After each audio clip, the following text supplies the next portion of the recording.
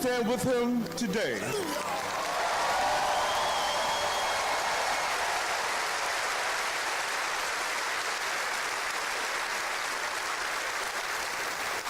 Vice President Kamala Harris has also worked to make things fairer.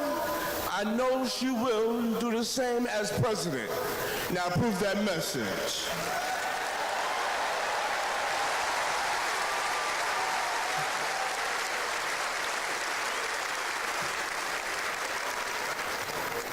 I love these guys. These are my brothers. These are my brothers.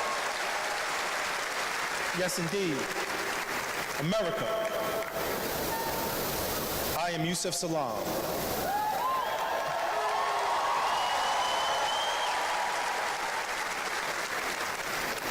A New York City councilman representing my hometown of Harlem.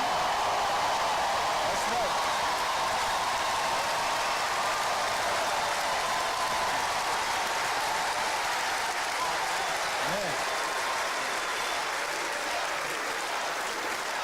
Representing my hometown of Harlem, USA. And listen, as my friend Corey Wise just said, 45 wanted us unalive. He wanted us dead. Today we are exonerated because the actual perpetrator confessed and DNA proved it. That guy says he still stands by the original guilty verdict. He dismisses the scientific evidence rather than admit he was wrong. He has never changed, and he never will.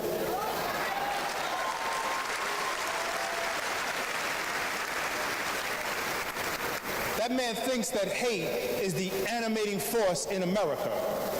It is not. We have the constitutional right to vote. In fact, it is a human right. So let us use it.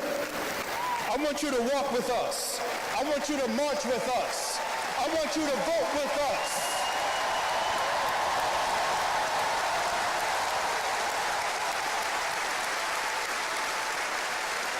And together, and let me tell you, this is going to be so beautiful. And together, on November 5th, we will usher in Kamala Harris and Tim Walz into the White House.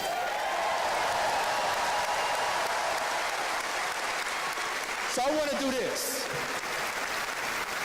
When I say one day, I want you to say, see us. One day, see us. One day, see us. When they see us, America will finally say goodbye to that hateful man.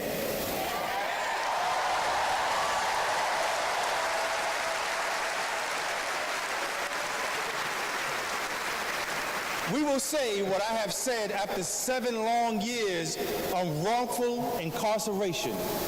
Free at last. Free at last.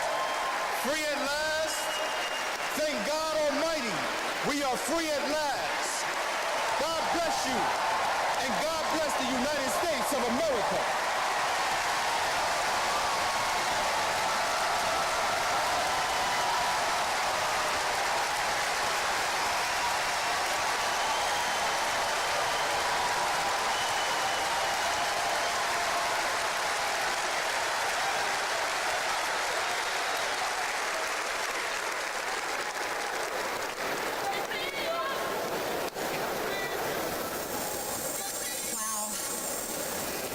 Country is built on justice, and people's lives, as we just heard, can be harmed when we fail to do justice.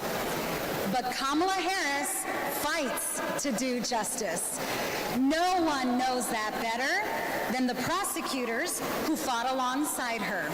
These are their stories.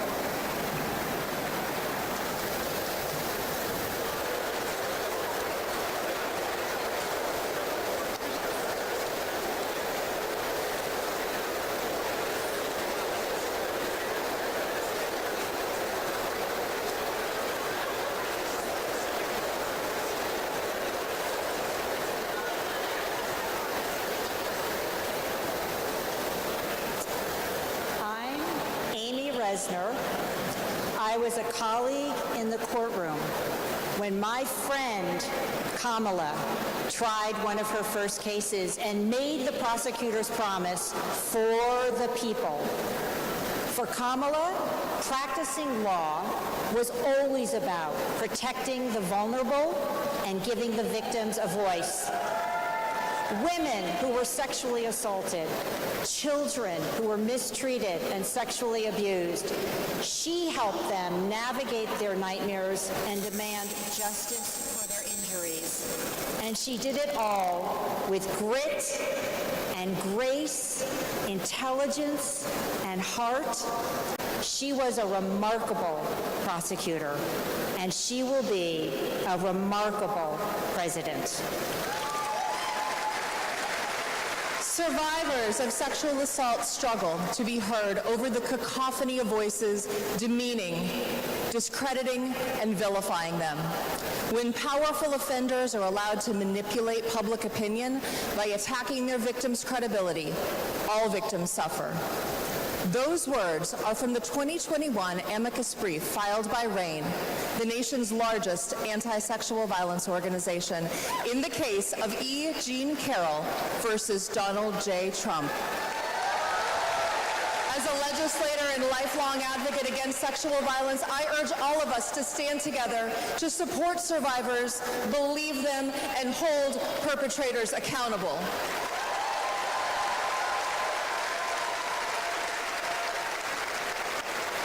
I'm Lisa Madigan, former Attorney General of Illinois. I worked with Kamala Harris during the Great Recession to protect homeowners from foreclosure. As Attorney General of California, Kamala met thousands of people on the verge of losing their homes and their faith in the American dream. She demanded big banks provide mortgage relief to allow families to stay in their homes. She stood her ground, and together, we prevailed. For as long as I have known her, Kamala Harris has always taken principled positions and never wavered. Thanks to Kamala's determination, countless Americans have a home they can call their own.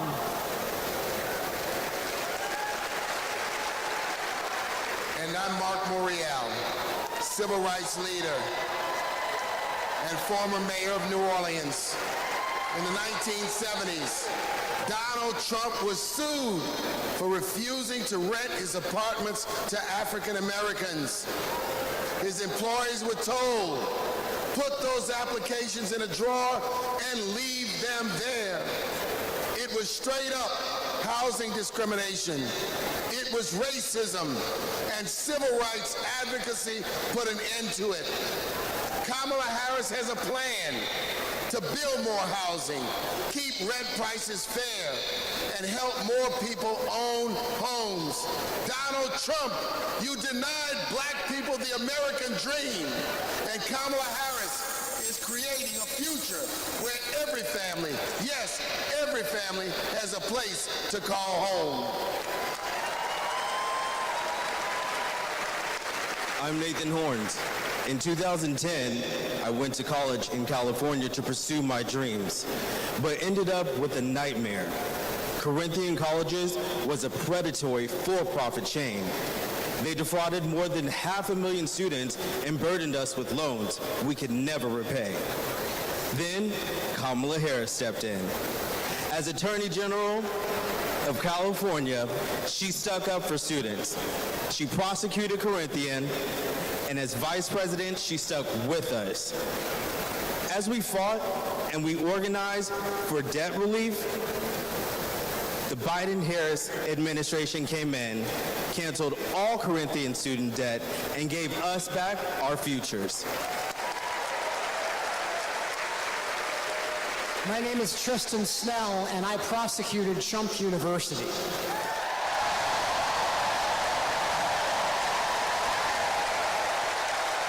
I interviewed over 100 victims of Trump's fraud, a retired police sergeant, an Iraq veteran with PTSD, a mother caring for her son with special needs. They trusted Trump. They believed that he would teach them his secrets and make their American dreams come true. But all they got was credit card debt and a fake diploma. Some lost their life savings, some lost their homes. Donald Trump ripped off his biggest fans and made $5 million in profit. Kamala Harris fought scammers like him, and as president, she will continue to fight for you, for us, for the people.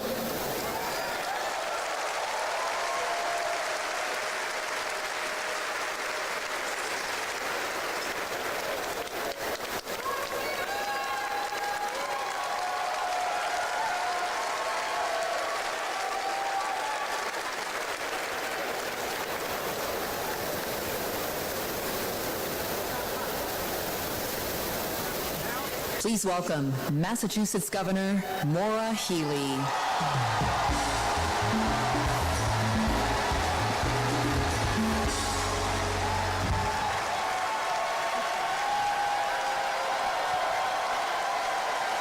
For the people. Those three words define the role of a prosecutor. To serve not only our clients in the courtroom, but our community and our country. To give people a sense of security and safeguard the principles that hold our nation together. To stand up to abusers and bullies, and stand up for the voiceless and the vulnerable. In other words, exactly what Kamala Harris has done her whole life.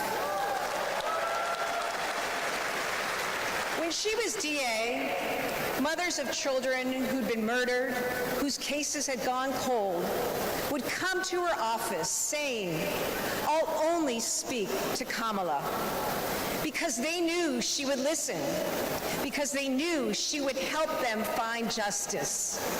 And she did. That's the Kamala Harris I know. A few weeks ago in Massachusetts, I watched a little girl meet the vice president. Her eyes were so wide, as open as the future. Kamala asked her about the summer, her basketball camp, and what position she likes to play. The little girl said to her, "Anything but defense." Kamala put her hand on her shoulder and replied, "Me too. I love offense." That's what it means to be for the people. Kamala Harris fights for all Americans. She stays on offense and she wins. And I know that she'll fight with the same passion, the same determination as President of the United States. I can't wait to see her prosecute the case against Donald Trump on the debate stage in September. We face a stark choice in this election: a felon and con man, or a dedicated prosecutor. The contrast between Donald Trump and Kamala Harris is clear. He obstructs justice. She upholds it. He swindles people. She serves them. He thinks he's above the law. She actually understands the law.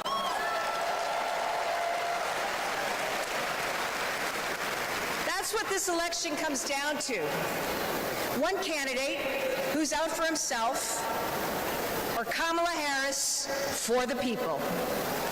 It's a battle for the future of our nation.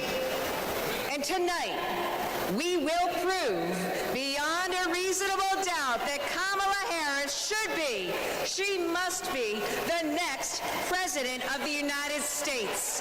Thank you.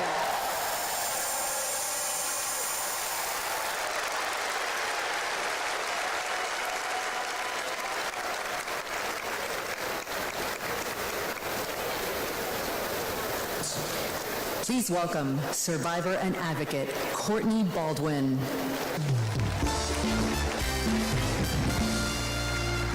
Good evening, Chicago. I'm Courtney Baldwin. In 2013, I was sold for sex in cities across California by a trafficker who controlled every aspect of my life.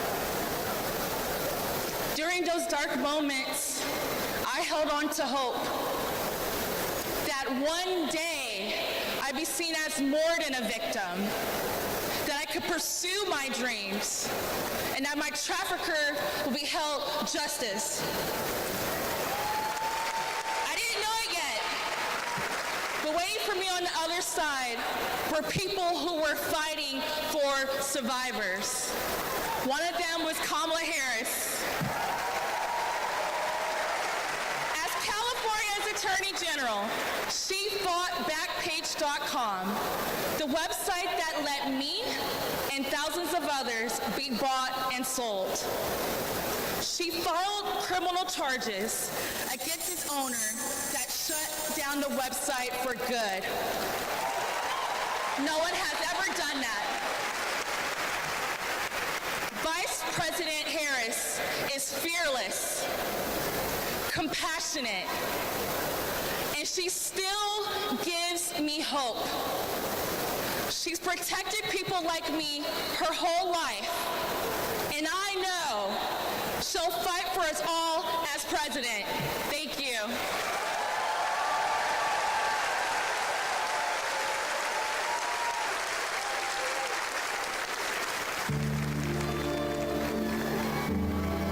We have to wake up at 2 a.m. in the morning. It's the only way to beat the Phoenix heat. It's just like opening an oven. I work on the light rail. It's a good way to tackle the climate crisis, but the clock is ticking. Climate change is one of the greatest con jobs ever. All of this with the global warming and a lot of it's a hoax. It's a hoax. Hurricane Beryl is the earliest Category 5 on record. Climate change isn't a hoax, and it's not happening in the future. It's happening right here, right now. Here in Phoenix, the most consecutive 110-plus degree days in a row. Trump is pouring gasoline on the fire. He proceeded to solicit $1 billion from the fossil fuel companies because, if elected, he would roll back environmental rules and repeal regulation. Trump's Project 2025 agenda gives tax breaks to big oil and completely tramples the middle class. Trump would gut clean energy jobs like mine. This work gives us security and economic freedom. Trump would rip that away. Kamala Harris sees the future differently. She's a clean energy champion. She took on big oil that gouged Americans. Harris was the deciding vote that passed Democrats' epic clean energy investments. Kamala will fight for climate and clean energy policies that protect our health and hold big polluters accountable. The clock is not just ticking, it is banging. And that is why President Biden and I made the largest climate investment in America's history. We are not going back. I was raised to care for my community. That means jobs for my guys and a clean energy future.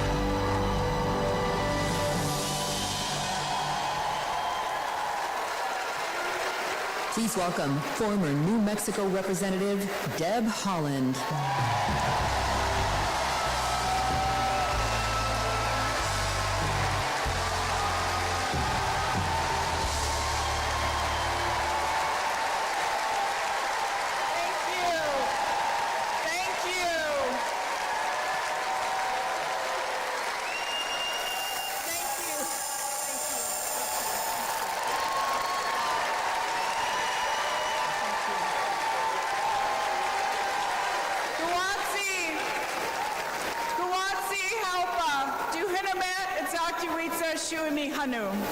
In my Karis language, greetings, friends and family.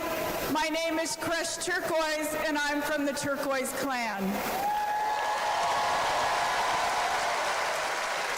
35 generations ago, my ancestors built lives in the high desert of New Mexico. I am on this stage tonight because of them.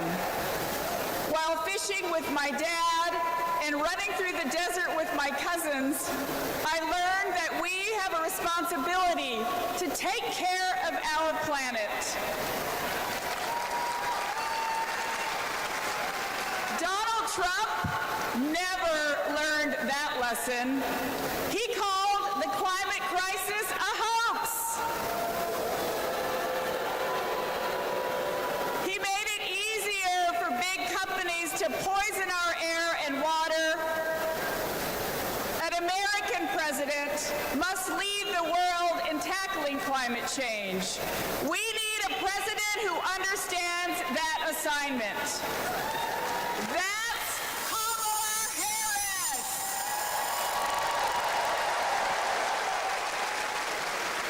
I know her record.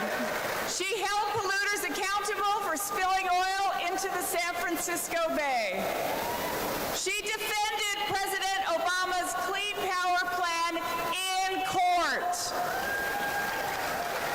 And as vice president, she cast the tie-breaking vote for the most ambitious climate action plan in our nation's history.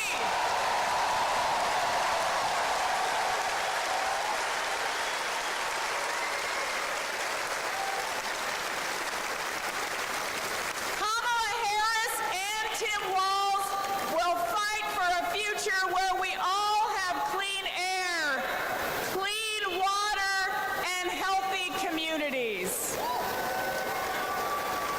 Let me go back to the lesson I learned in the desert Southwest. We all have a role in protecting our Earth for future generations. So let's all be fierce and let's make Kamala Harris the next president of the United States. Thank you all so much. Thank you.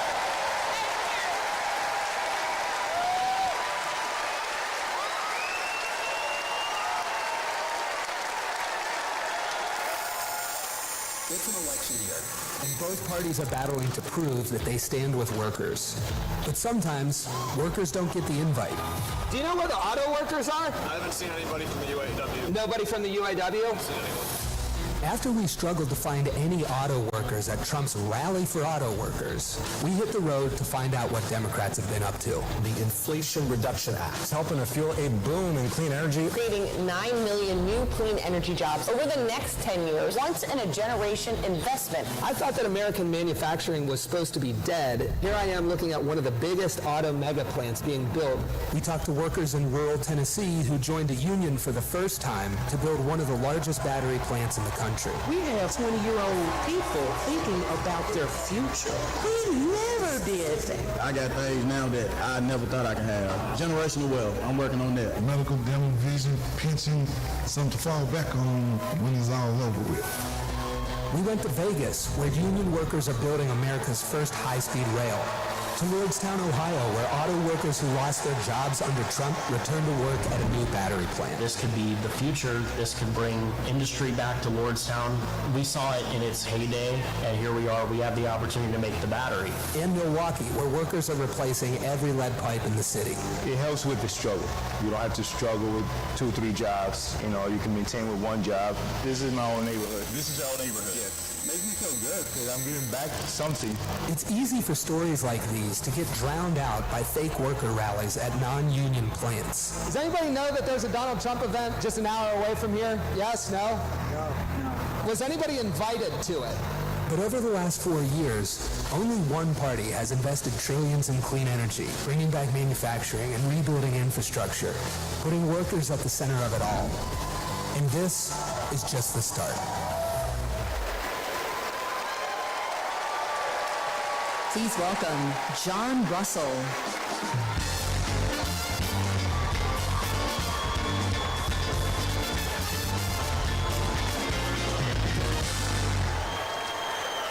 Hello, America. Thank you to the workers that make this convention happen. Let's never forget how essential all of our labor is. I come from Appalachia. We kept the lights on in this country for generations. But the wealth made by our broken backs and our black lungs never did trickle down.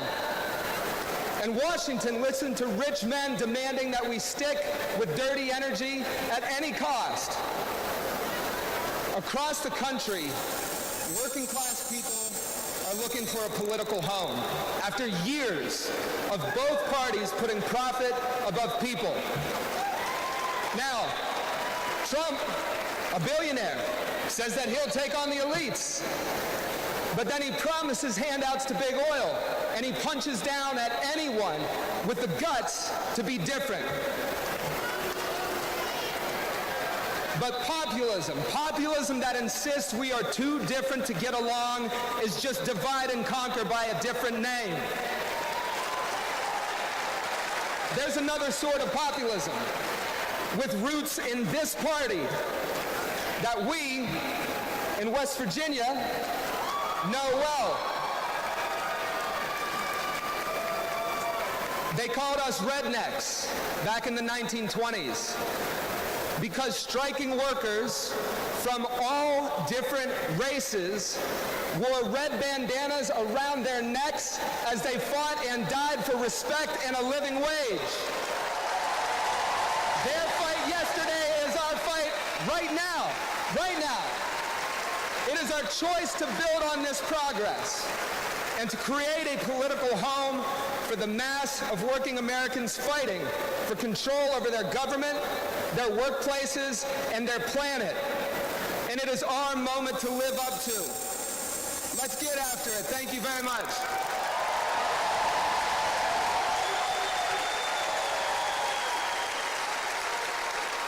Don't know why, but I feel like When Arkansas students passed one of the first climate justice policies in our nation, Vice President Kamala Harris showed up. She came to highlight our initiative because she believes in us. Last year, Regav retired after spending more than 30 years working at one of our country's most polluting power plants. Donald Trump doesn't care about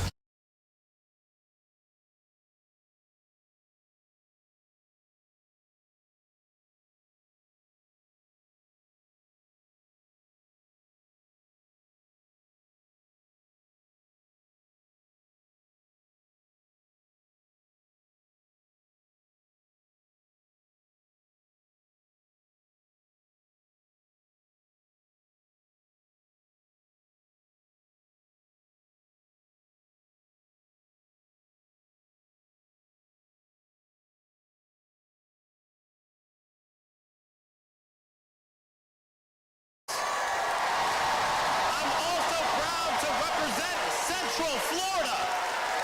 You might expect me to talk about how climate change will impact our future. But as a Floridian, as a Florida man, I'm here to tell you that the climate crisis isn't some far-off threat. It is here. Donald Trump and J.D. Vance think they can divide us by saying this crisis is some type of hoax. But I've walked the streets of communities that have been forced to rebuild after hurricane flooding destroyed their homes. I've heard the stories of immigrant farm workers made to work in horrid conditions exacerbated by this crisis. And I felt the scorching record heat and know that climate change can sometimes feel like an unstoppable force. But with our movement and with organizing and an administration that cares, we are making progress. Kamala Harris and Joe Biden have proven that tackling this crisis creates jobs, that investing in clean energy protects our health, and that investing in mass public transit builds strong communities. And we must always remember that peace is essential to our climate and war destroys our environment. This election is about every drop of water that we consume and every breath we breathe. Fighting the climate crisis is patriotic. And unlike Donald Trump, our patriotism is more than some damn slogan on a hat. It's about actually giving a damn about the people who live in this country. Because when you love somebody, you want them to have clean air. When When you love somebody, you want them to have safe drinking water. And when you love somebody, you want them to have a dignified job. And so, America, it's simple.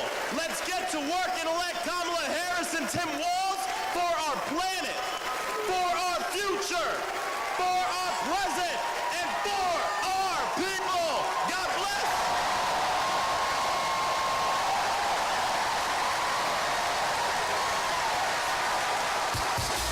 Ladies and gentlemen, if y'all are ready to set Madam Vice President and keep her in the White House, let me hear you make some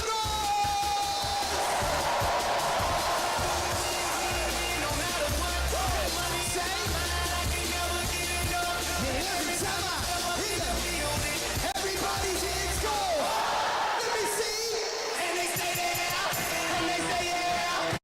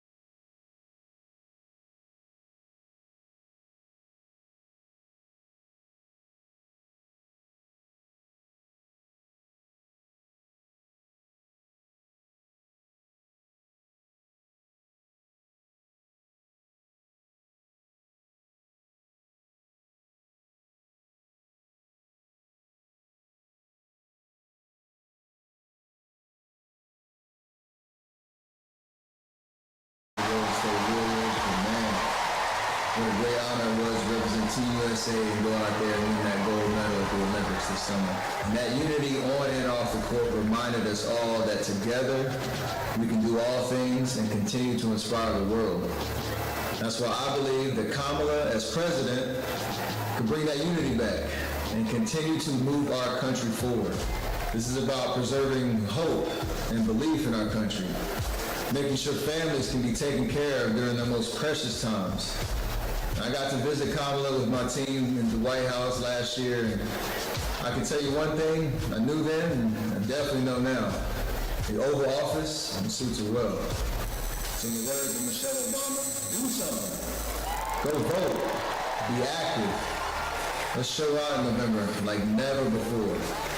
It's been an honor for me to represent our country. It's an honor to support Kamala. So let's all do our part.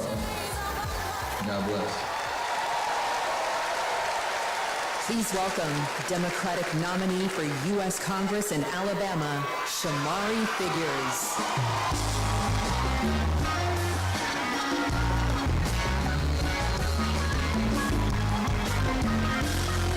Good evening, America.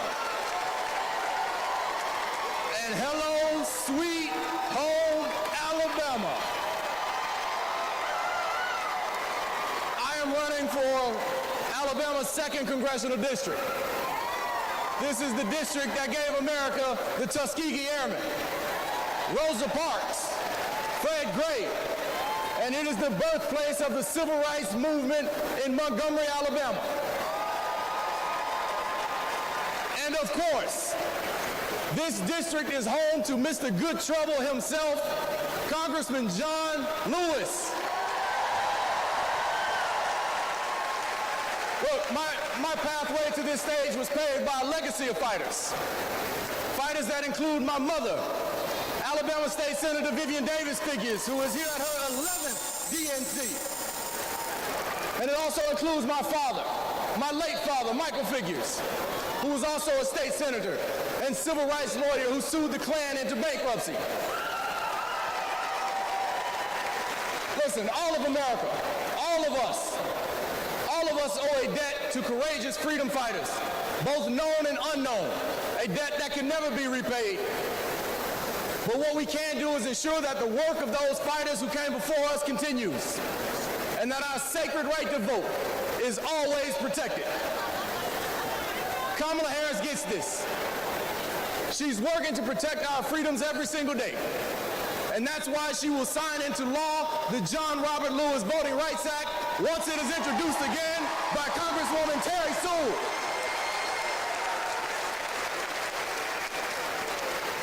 Listen, America, a California poet named Kendrick Lamar recently reminded us that sometimes we gotta pop out and show up. Well, America, it's time we pop out and vote. It's time we pop out from California to Alabama and all across America, and we show them that we are not going back. We are going forward, and we are going forward with Kamala Harris as the next president of the United States of America. Thank you. God bless you. Roll Tide. Let's go win this thing.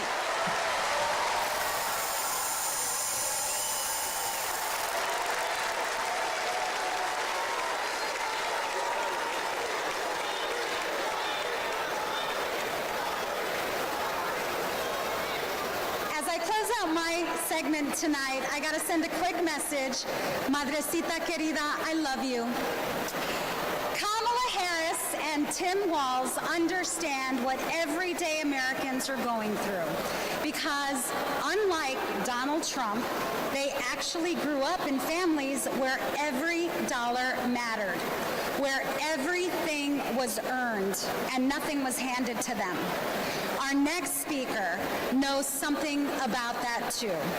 Please welcome my dear friend, our fellow Texan, our next senator, Representative Colin Allred.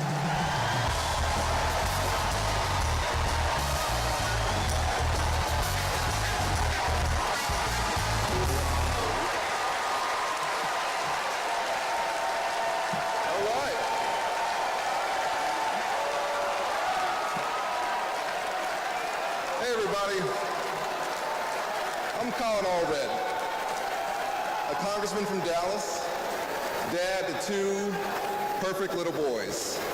And this November, I'm going to beat Ted Cruz.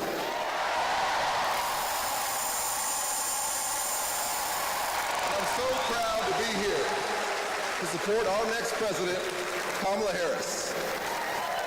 You know, like Kamala, I was raised by a single mom. Mom was a public school teacher who often worked two jobs to make ends meet. So when we talk about lowering costs, I think about the times when we went to the grocery store when I was growing up and swiped the debit card and said a little prayer. But my mom and my community in Texas gave me a chance to chase my version of the American dream. I played football at Baylor and in the NFL before becoming a civil rights lawyer and representing my hometown in Congress. Now I'm the guy who's going to turn Texas' Senate seat blue.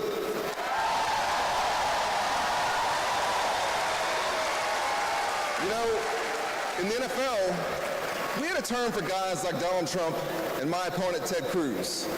Me guys. You know the type. Talk a big game, only care about themselves, but you don't want to be stuck with them at a barbecue. The truth is, America has never been about me. As President Obama said, the single most powerful word in our democracy is the word we. We the people. We shall overcome. Yes, we can. And we've got a message for the me guys. We is more powerful than me. We will protect and restore reproductive freedom. We will secure the border. We'll protect Medicare and Social Security. And we'll turn the page and write a new chapter for this country. And let Kamala Harris be the next president and beat Ted Cruz. Thank y'all so much. God bless you. And may God bless Texas.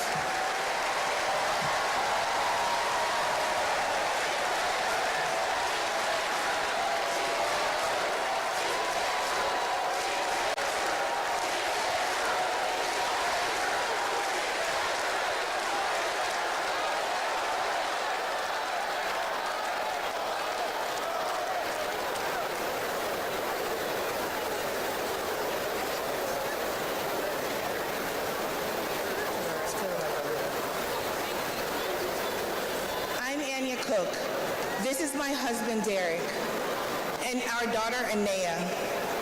2 years ago, a miscarriage nearly killed me. At 16 weeks, my doctors told me to prepare for a stillbirth. I needed care. But my state's abortion restrictions kept it from me. I miscarried in a bathroom. I'll never forget my husband's face as he tried to stop the bleeding, trying to do what doctors should have been doing.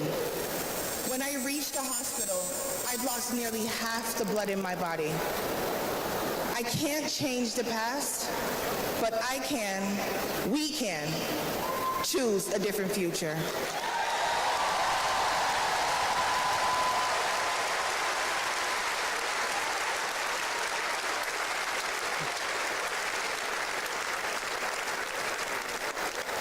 I'm Craig Sicknick, and this is my mother, Gladys. My brother was a U.S. Capitol Police officer, Brian Sicknick, a hero who died after defending our country on January 6th.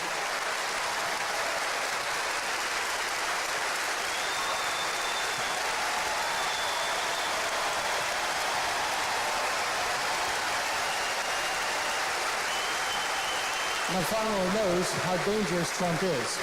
He incited the crowd, while my brother and his fellow officers were putting their lives at risk. We need a real leader, not an autocrat who is stuck in the past. Brian, we miss you every day.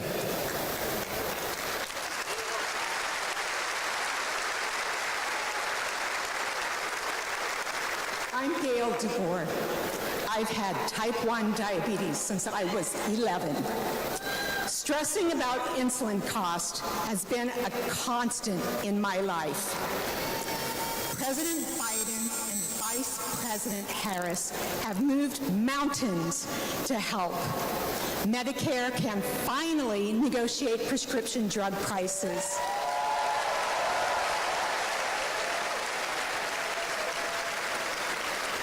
Insulin is capped at $35 for Medicare recipients. And when elected, Kamala Harris plans to extend that cap to the rest of us. That's the future I want. That's the future I am voting for.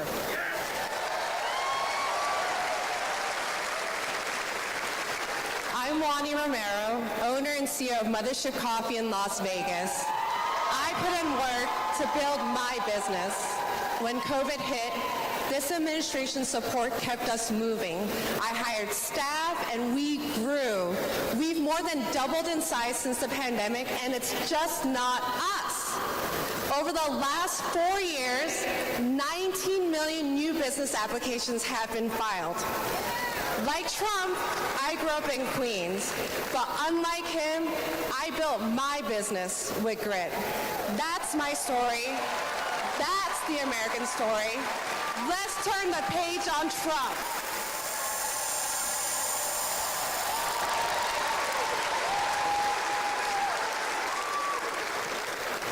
I'm Eric Fitz, and these are my sons, Christian and Carter.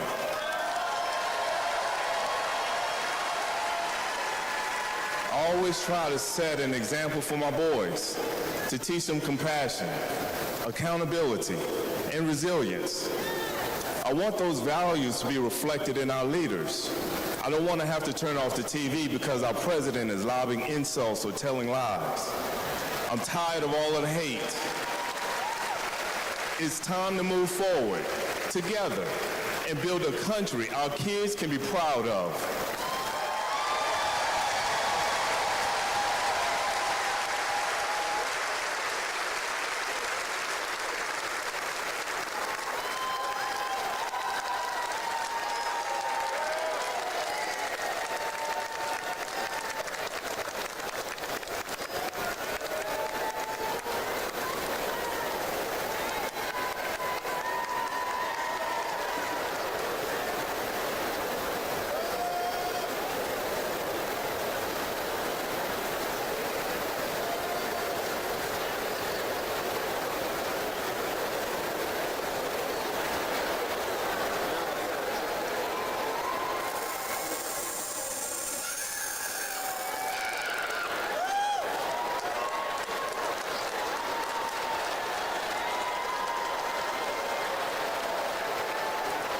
Please welcome the Bulls official drumline, Chicago's own Pack Drumline.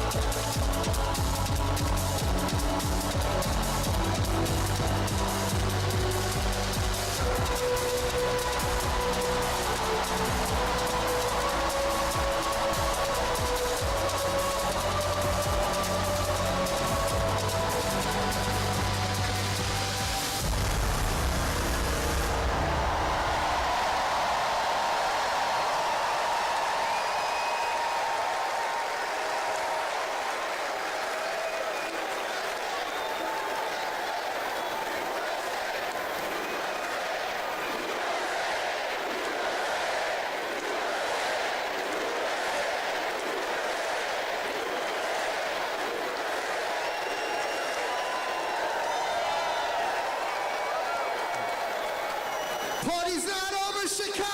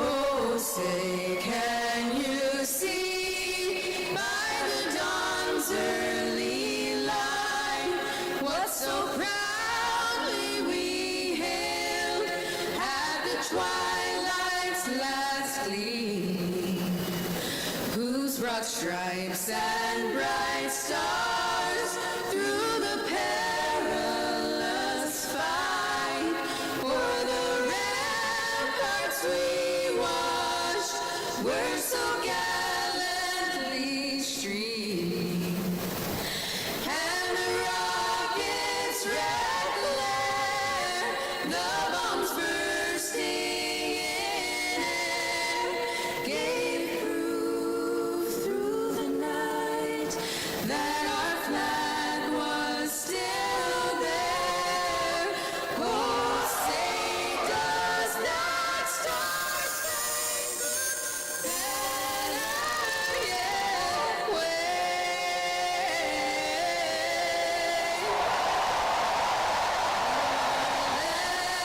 Land of the free and the home of the brave.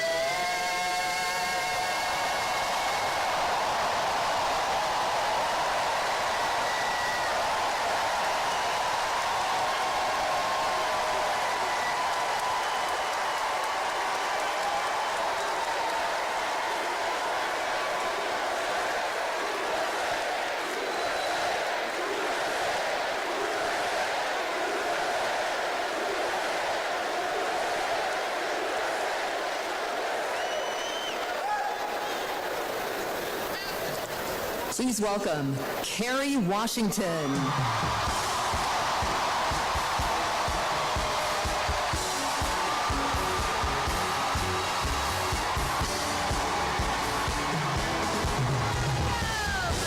Welcome to the final night of the Democratic National Convention. The last 3 nights have been extraordinary, and tonight we hear from our next president, Kamala Harris. Now, as I stand here, I know that there are folks on social media already saying, go back to your TV show, shut up and act. But I am not here tonight as an actor. I am here as a mother, as a daughter, as a proud union member. I am here as the granddaughter of immigrants, as a black woman descended from enslaved people. I am here tonight because I am an American and because I am a voter and because we, the people, are stronger when all our voices are heard. I know that I am the one standing on this stage, but I am not the lead character in this story. You are. All of you. You are the messengers. You are the fixers. Dare I say it, you are the Olivia Popes. You are the superheroes saving this democracy. It is you, not me, who have the greatest power to convince your loved ones to vote. So, just like Michelle Obama told us, let's do something. Let's make a video. Everybody take out your phones. Everybody take out your phones. We're going to make a moment. Can somebody bring me my phone? I want to capture this historic moment and share it with the people that we love.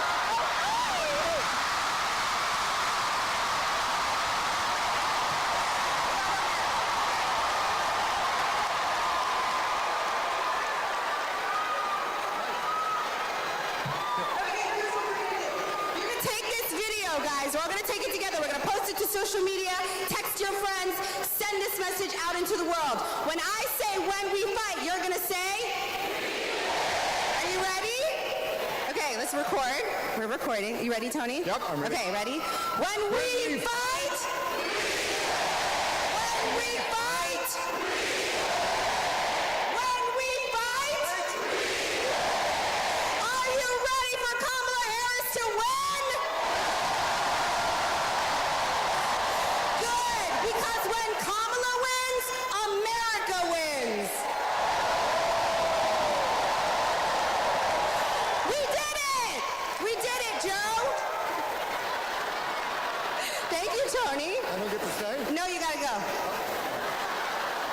everybody. Tommy Baldwin, ladies and gentlemen.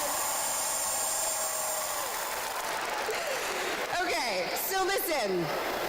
It's come to my attention that there are some folks who struggle or pretend to struggle with the proper pronunciation of our future president's name. So, hear me out. Confusion is understandable. Disrespect is not. So tonight, we are going to help everyone get it right. Here to help me are some very special guests.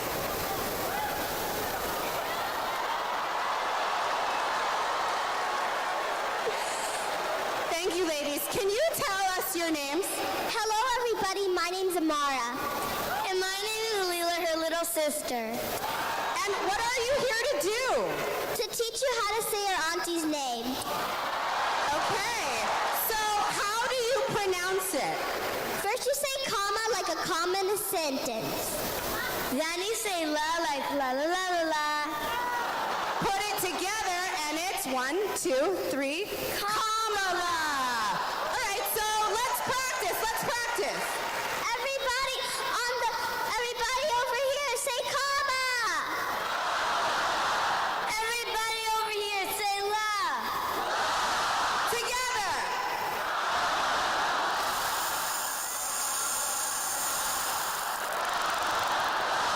For president!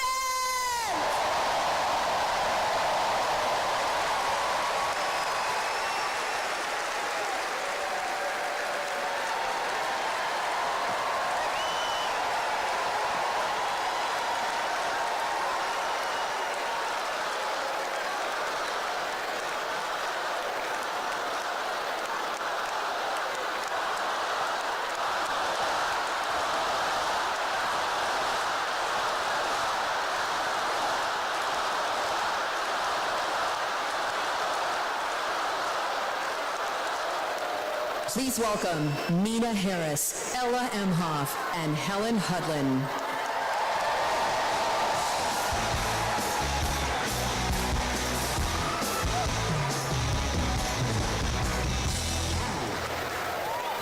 Hi, I'm Mina. I'm Ella. And I'm Helena. I grew up in Oakland, California, in a house full of extraordinary women. My mom, my grandma, and my auntie, who showed me the meaning of service, helping her sister, a 17-year-old single mom, fighting for justice for the American people, and still cooking Sunday family dinner. She guided me, now she's guiding my own children, and I know she'll guide our country forward. Kamala came into my life when I was 14. Famously a very easy time for a teenager. Like a lot of young people, I didn't always understand what I was feeling, but no matter what, Kamala was there for me. She was patient, caring, and always took me seriously. She's never stopped listening to me, and she's not going to stop listening to all of us.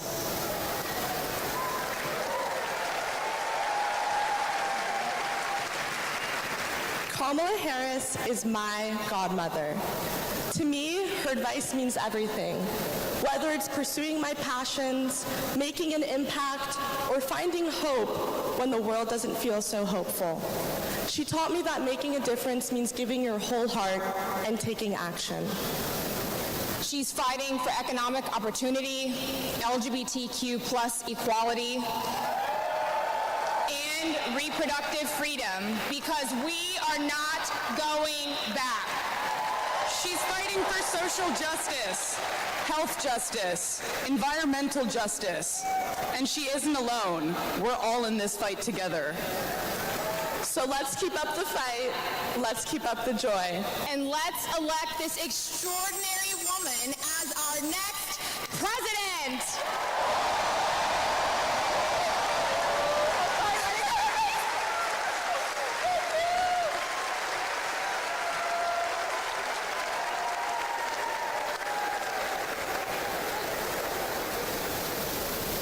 Please welcome actor and comedian D.L. Hughley.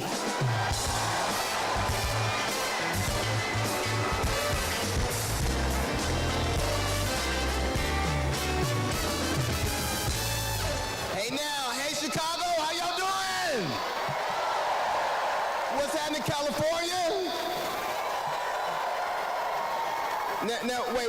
Where those AKAs at? Where they at? You know what?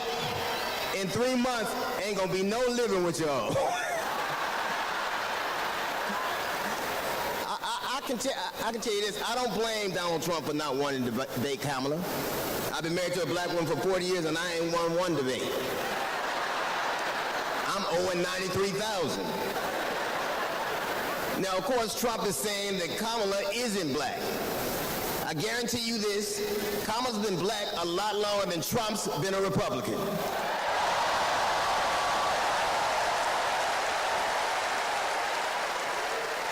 And if he keeps sliding in the polls the way he is, the only way he can keep Kamala out of the White House is if he buys it and refuses to rent it to her.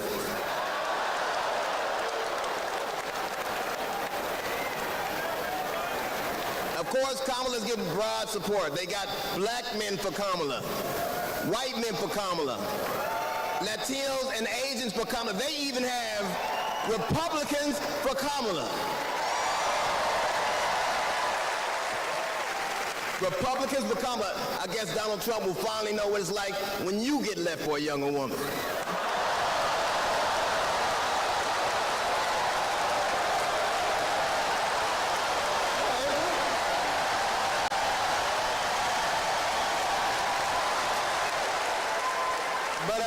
Seriously, Kamala knows the truth about the American dream, that hard work is not enough.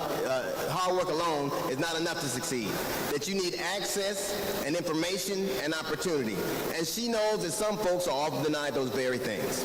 As president, she will give each and every one of us a fair shot in life.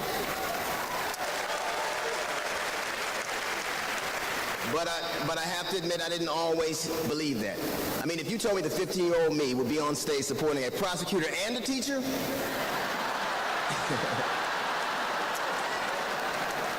there's no way that I would have believed you. But because of that, I made assumptions about Kamala's record. And I often repeated them to a lot of people. Then one day, Kamala invited me to her house.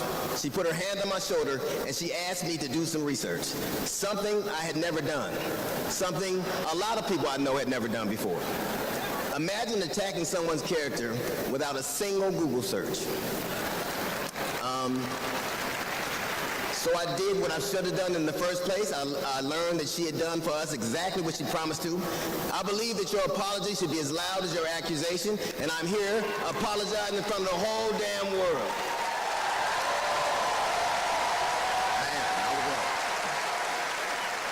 I was wrong, and I'm so very glad I was wrong because, Kamala, you give me hope for the future, a future where my grandchildren, Nola and Stevie, had the freedom to control their own bodies, where they have the opportunity to go as far as their wits and their talents would take them.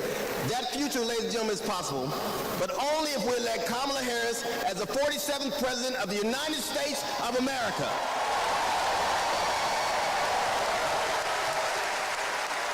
I will say this to you, the best piece of advice I've ever gotten in my entire life is you don't have to know what you will do, just know what you won't. And we won't go back.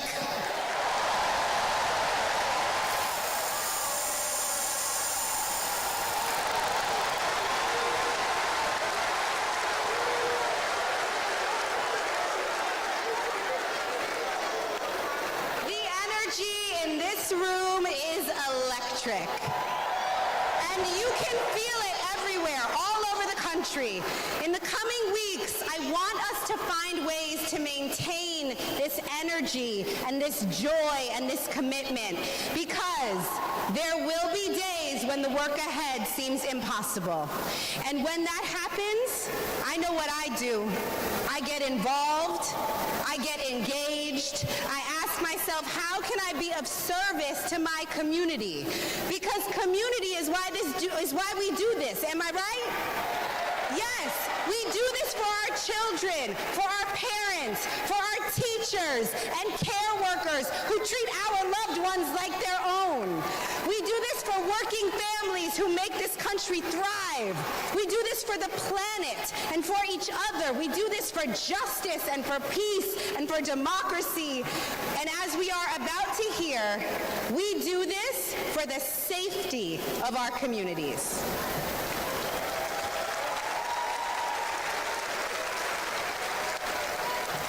Please welcome Genesee County, Michigan Sheriff Chris Swanson.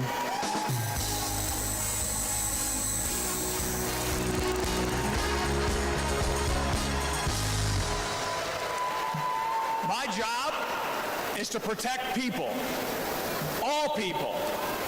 In 2020, righteous anger spilled over into the streets of Flint, Michigan. One bad decision from either side, and there would have been bloodshed. But that didn't happen. We laid down our riot gear, and we embraced the community, and instead of hate, we chose hope.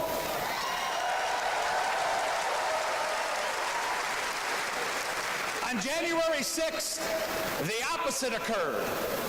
That day was paved with division, deceit, and denigration. Police officers were attacked that day. It could have been stopped. We need a leader who will embody what's affixed to all three sides of my Sheriff Patrol cars: protect, serve, and unify. Kamala Harris is that leader.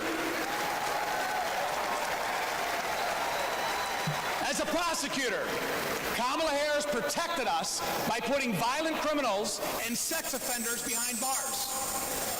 If I was in a courtroom, she's exactly the tough prosecutor that I'd want to see.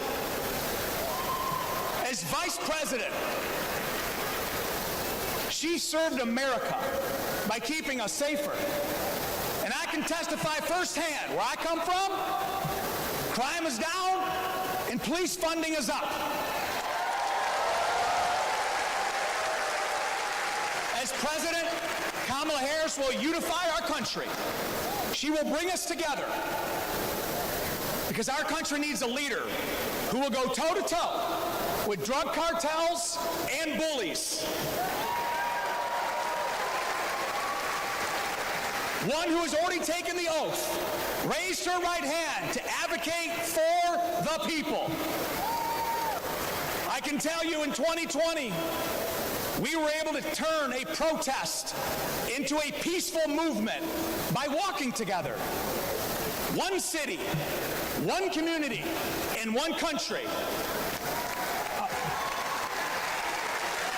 America, let's walk. Let's walk. Let's walk together and let's elect Kamala Harris and turn hate into hope yet again. Thank you.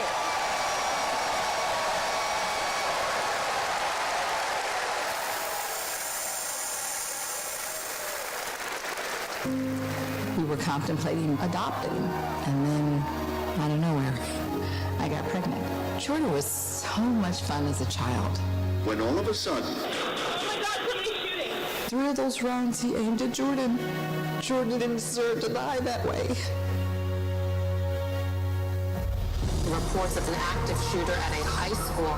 These students have now lived through so many of these shootings since they were born almost. We were praying and crying. I don't know how we're alive. An active shooter at an elementary school in Uvalde, Texas. Multiple children have been killed. Most of the body so mutilated that only DNA tests or green Converse could identify. Trump did nothing on guns and was proud of it. There was great pressure on me. We did nothing. After a mass shooting in Iowa, Trump said, I have to get over it. "You never get over it." Kamala Harris and Joe Biden refused to get over it. As district attorney, she got illegal guns off the street. As Attorney General, she took on transnational crime rings and stopped gun trafficking. As Vice President, she helped pass the most sweeping gun violence legislation in 3 decades, keeping guns out of the hands of criminals, expanding background checks, closing loopholes. We'll finally pass red flag laws, universal background checks, and an assault weapons ban. Kamala understands the fight we're in. The power is with the people and gives people like me, survivors like me, hope.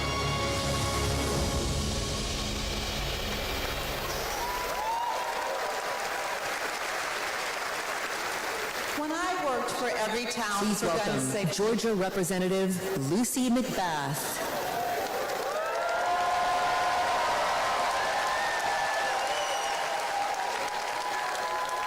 when I worked for Every Town for Gun Safety and Moms Demand Action for Gun Sense in America, I saw firsthand the power of telling our stories. You've just heard mine, but there are many more to tell.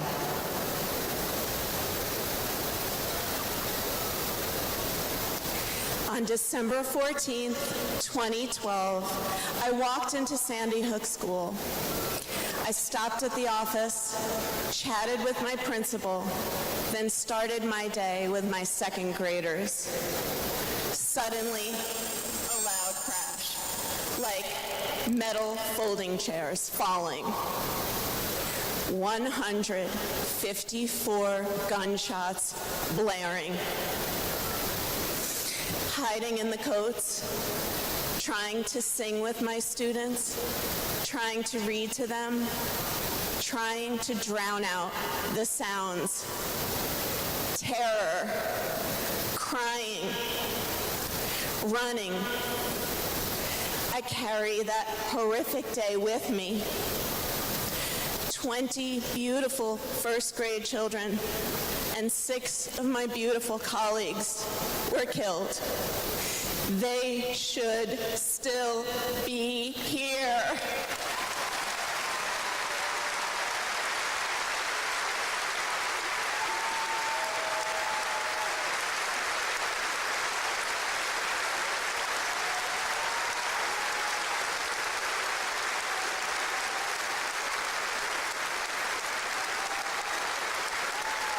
It's 10:30 a.m. at Robb Elementary in Uvalde. The school is recognizing my 10-year-old daughter, Lexi, for receiving all A's. She receives a Good Citizen Award, and we pose for photos. She wears a St. Mary's sweatshirt and a smile that lights up the room. 30 minutes later, a gunman murders her, 18 classmates, and 2 teachers. We are taken to a private room where police tell us she isn't coming home. Uvalde is national news. Parents everywhere reach for their children. I reach out for the daughter I will never hold again.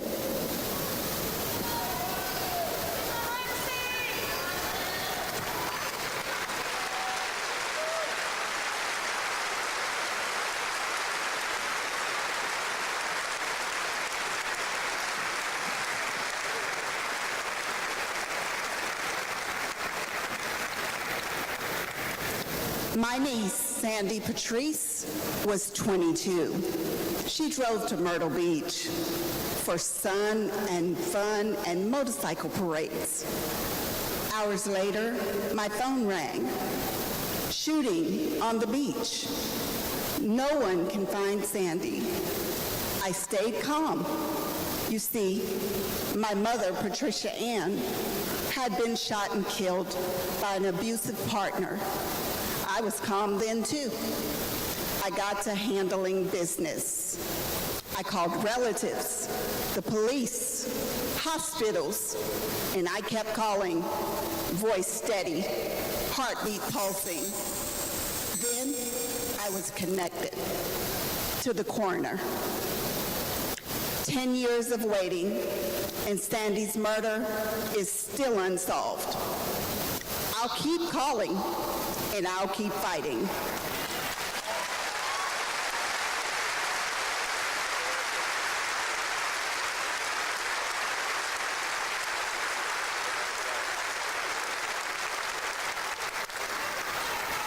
I was in high school when my classmate got shot. It changed my story. Instead of worrying about taking a test, I started worrying about living. to take another test. They say schools are for learning, and I did learn a lot that day.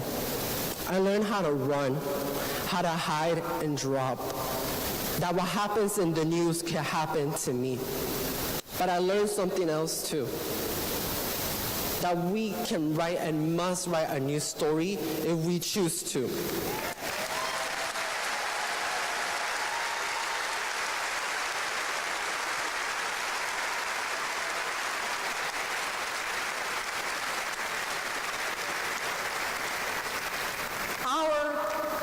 Are stories of loss.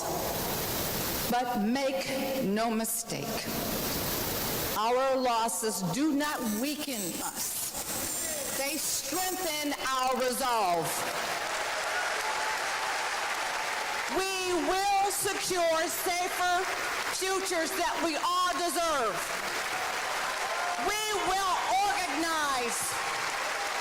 We will advocate. We will run for office.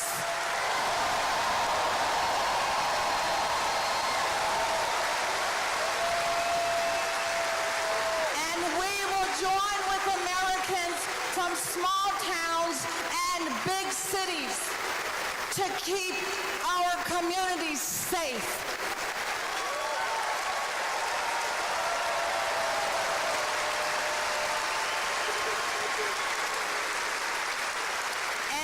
We will elect leaders like Kamala Harris, who won't just empathize, but will act.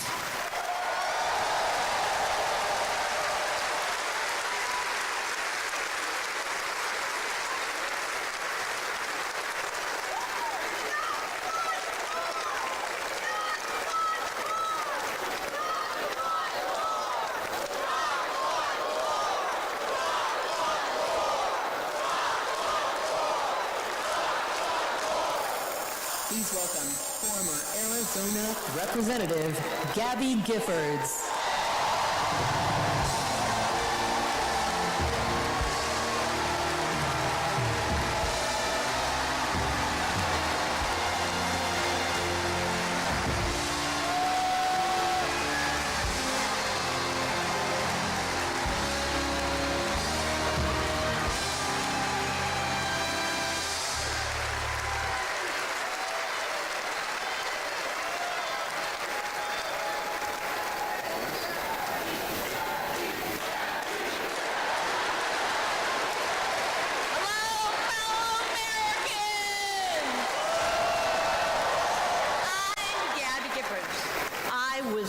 In the great state of Arizona. I was born with grit. I grew up racing motorcycles, mucking stalls, and exploring the beautiful desert. I fell for an astronaut.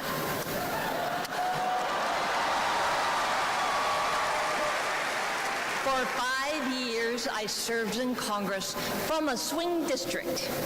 Everybody called me a rising star. Then on January 8th, 2011, a man tried to assassinate me. He shot 19 people. He killed 6. Terrible, terrible day.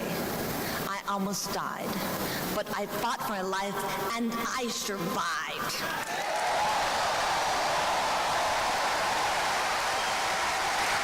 I learned to walk again, one step at a time. I learned to talk again, one word at a time. So many people helped me as I worked hard to recover, including a decent man for Delaware who always checked in. He still does. Thank you, Joe Biden. Thank you for everything.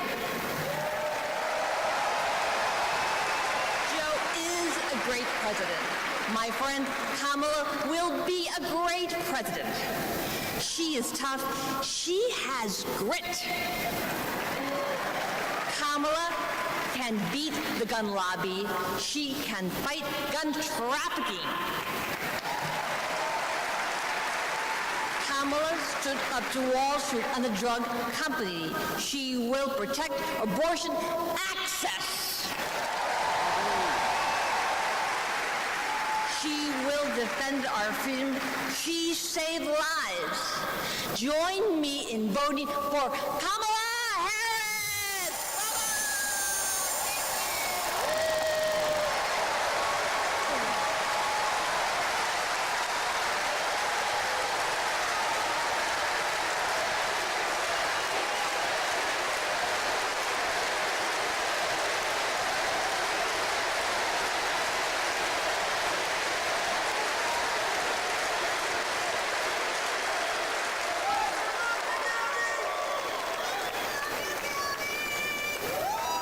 Don't know why, but I feel like I had the honor of meeting Vice President Harris when I got to introduce her when she spoke at my high school about gun violence. Parkland happened, and all I could think about is that I wanted to keep my kids safe. On July 4th, 2022, I was next in line to walk in Highland Park Independence Day Parade when gunshots erupted. 7 people were shot and killed, and 48 more were injured. Vice President Harris has been a gun sense champion since she was our California AG. We have 2 options in November. We have Kamala Harris, who has already proven her leadership in the Biden-Harris administration. They passed the first ever comprehensive gun reform in 30 years. Meanwhile, Donald Trump has cozied up to the NRA and the gun lobby. I have full confidence in Vice President Harris that she's dedicated to and committed to finding a solution to end gun violence.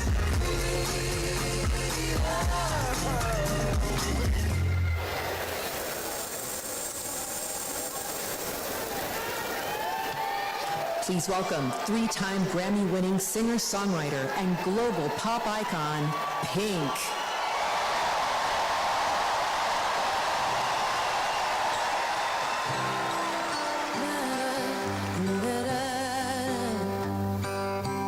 We're searchlights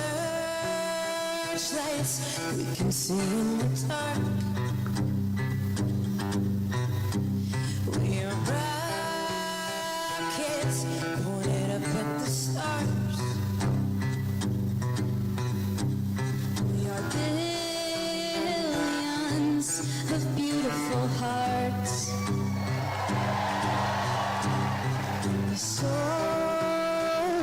us down the river too far. What about us? What about all the times you said you had the answer? What about us? What about all the broken happy ever afters? What about us? What about all the planted in disaster? What about love? What about trust? What about us?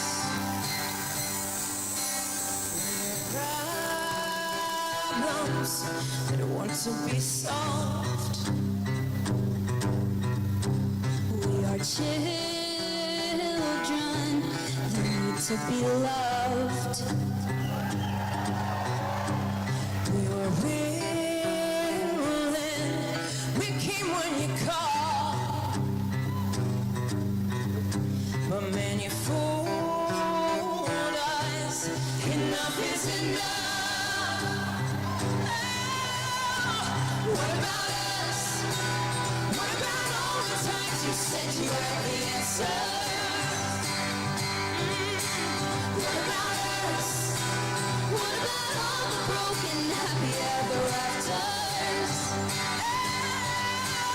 What about us? What about all the plans that ended in disaster?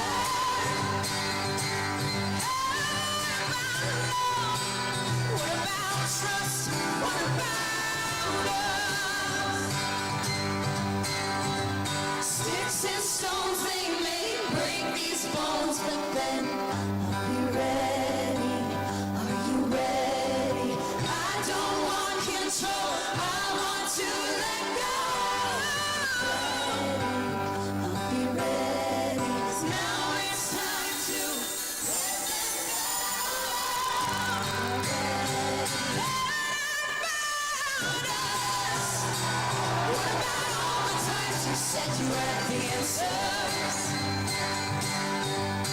So what about us? What about all the broken happy ever afters? What about us? What about all the plans that ended in disaster?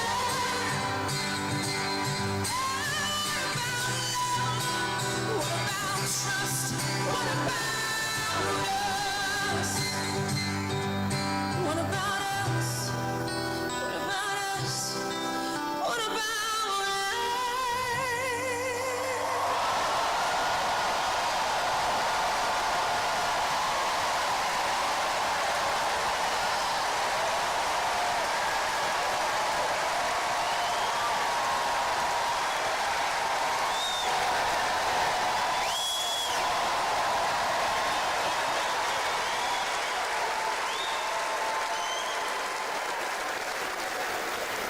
Global security and global prosperity depend on the leadership of the United States of America. And a strong America remains indispensable to the world. Our democratic ideals of freedom and liberty inspire billions, and our military is the strongest in the world. Our military is a force that underwrites global stability and our national security.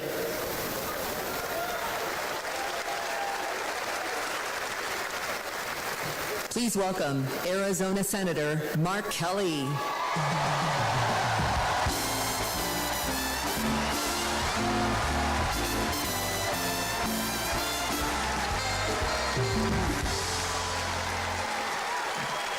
Hello, Chicago. Hello, Democrats.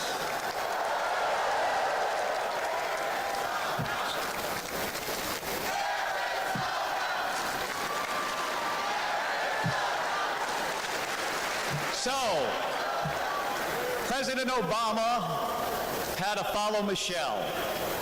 I had to follow Gabby and Pink. Gabby amazes me every single day. She was able to walk out and address you tonight because she's a fighter. And thanks to a team of doctors, nurses, and especially her speech therapist. We all need a team. I've flown into space 4 times. I've flown into combat nearly 40 times.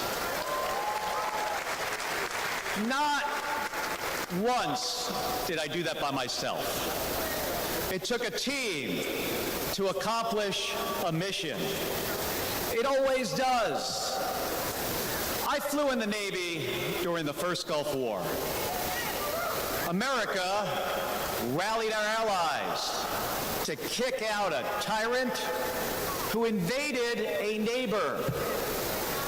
Today, Vladimir Putin is testing whether we're still that strong. Iran, North Korea, and especially China watch closely. What's Trump's answer? He invited Russia to do, and these are his words, not mine, whatever the hell they want. Vice President Harris has always championed America's support for NATO, for Ukraine, and for the Ukrainian people. On the Senate Intelligence Committee, she investigated Russian interference in our election. She defends free and fair elections everywhere. You already know how how Trump feels about those. Donald Trump skipped his intelligence briefings. He was too busy sucking up to dictators and dreaming of becoming one himself. Trump thinks that Americans who have made the ultimate sacrifice are suckers and losers. If we fall for that again and make him the commander-in-chief, the only suckers would be us. Kamala Harris knows that standing with our allies means standing up for Americans. She'll keep modernizing our military to support our troops and to support our veterans like our next Vice President, Tim Walz.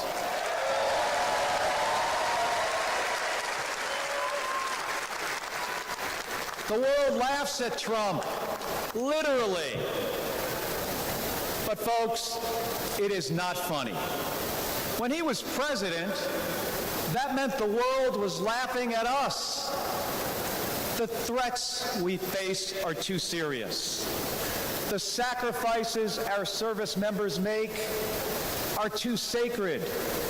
The alliances we've spent decades building are too critical. That's what's at stake now. And the choice isn't even close. But in Arizona and nationwide, this election will be.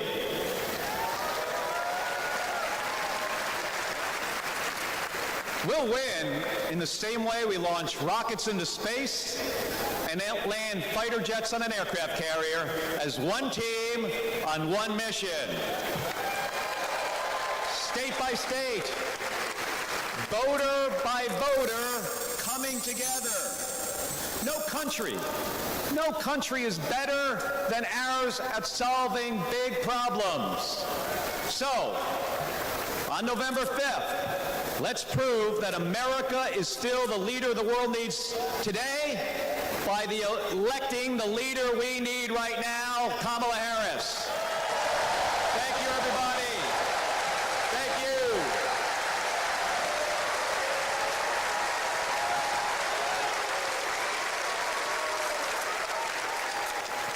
Please welcome former Secretary of Defense Leon Panetta.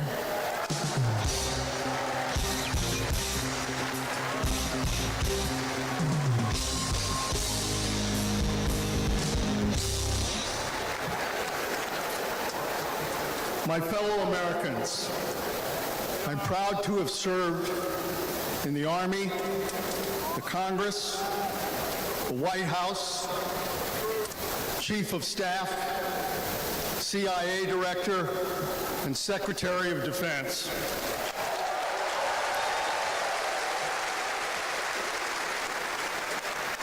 I've looked into the eyes of our warriors and deployed them into battle. I gave the order directing our Special Operations Forces to fly 2 helicopters 150 miles into Abbottabad at night. And by the time the sun rose, Osama bin Laden was dead.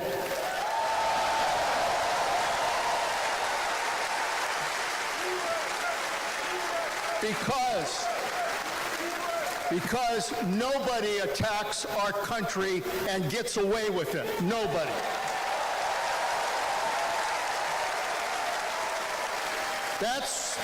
That's what our warriors do. That's what our warriors do. Our warriors need a tough, cool-headed commander-in-chief to defend our democracy from tyrants and terrorists. We need Kamala Harris behind the resolute desk. She knows the tyrant when she sees one. and our allies know a leader when they see one. On the Senate Intelligence Committee and as Vice President, she worked with more than 150 world leaders. She's looked our allies in the eye and said, America has your back.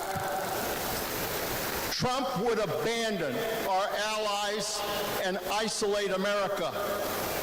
We tried that in the 1930s. It was foolish and dangerous then, and it's foolish and dangerous now.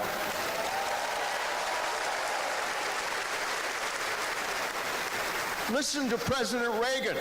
President Reagan, isolationism never was and never will be an acceptable response to tyrannical governments. Never.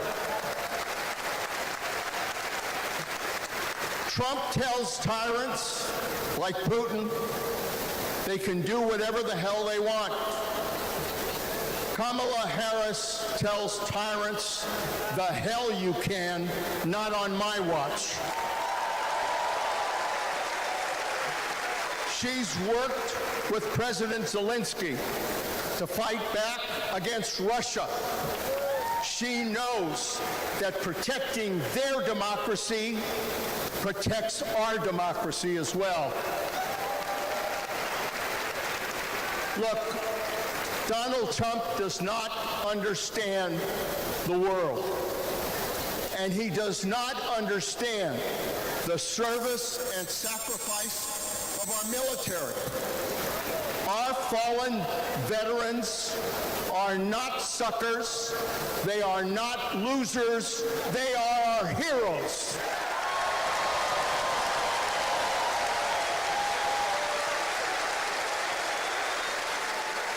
Kamala Harris will honor our veterans. And in Tim Walz, we will have a vice president who has served in uniform honorably for 24 years.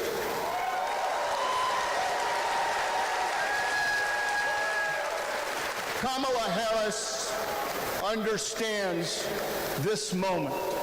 It is a moment of danger and a moment of opportunity. She'll keep America's military the strongest in the world, the strongest ever known. And she understands what our military is for.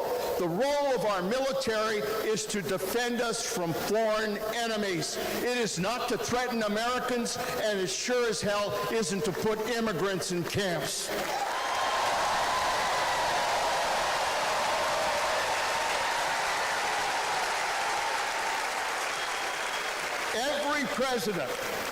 Every president since World War II, Republican and Democrat, has shared the belief that America must protect democracy in the world.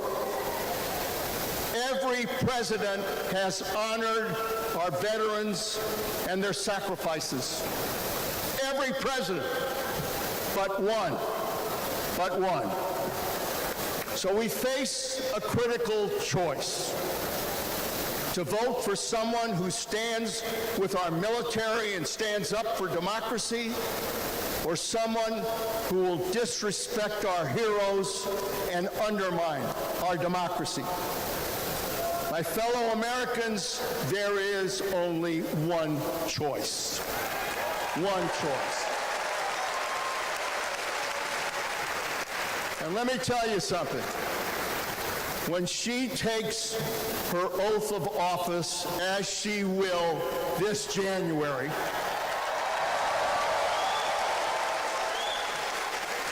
our allies will cheer, our enemies will fear, and we will have a commander-in-chief that we can trust. God bless our veterans, and God bless our country.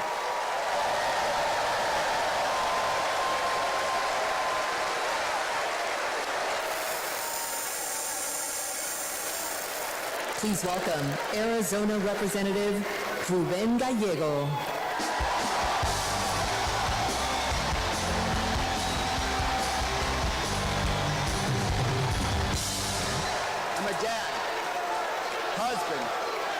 congressman, and the proudest Arizonan you'll ever meet. But I am even prouder to be a Marine. Rock! My mom raised us alone on a secretary's salary. I slept on the floor. I worked every job I could, meat packing, construction, making pizzas. I made it to Harvard with no money or connections. Other kids were happy because they were at Harvard. I was happy because I finally had a mattress. Then I enlisted, fought alongside my brothers with Lima 325 in Iraq. They called us Lucky Lima, but our luck ran out. We saw some of the heaviest combat of the war. And when we got home, the government failed to help us readjust. We have a duty to care for our patriots who serve our nation.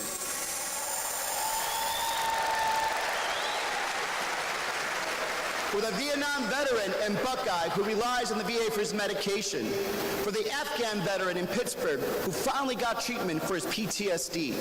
For the Marine in Milwaukee who relies on the benefits she earned. For my Navajo brothers and sisters who serve the Marines with me, I remember you too. Kamala Harris and Tim Walz are fighting for them. Kamala Harris has delivered more benefits to more veterans than ever before and has achieved the lowest veterans unemployment rate in history. Vice President Harris has stood up for us and our families always. Tim Walz served for 24 years. His passion for veterans earned him respect on both sides of the aisle, and he stands with us too. In fact, let me introduce you to some of the many Democrats who understand what service means, because we put country over politics. We were proud to wear the uniform, and we're proud serving our countries in city halls, state capitals, the U.S. House, and the Senate.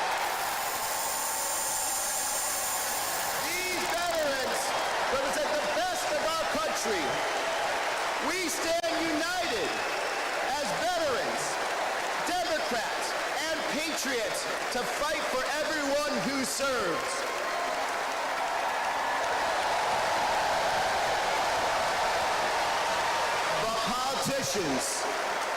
But politicians like Donald Trump, they don't stand with us. They call patriots like Senator McCain losers. John McCain was an American hero. Show some respect. Trump's Project 2025 will slash veteran benefits and force VA hospitals to close across the nation. Show some respect. So, for the 18-year-old who decides to enlist, for the families like mine who prayed every night that their loved one would come home, for our troops stationed thousands of miles away, for my Marines of Lima Company, let's elect Kamala Harris and Tim Walz, who don't just respect our service, but revere it. Because the veterans who defended this country aren't just the reason we can sleep at night. They're the reason we can dream. And together, we'll fight for our veterans and everyone who served our country. Thank you.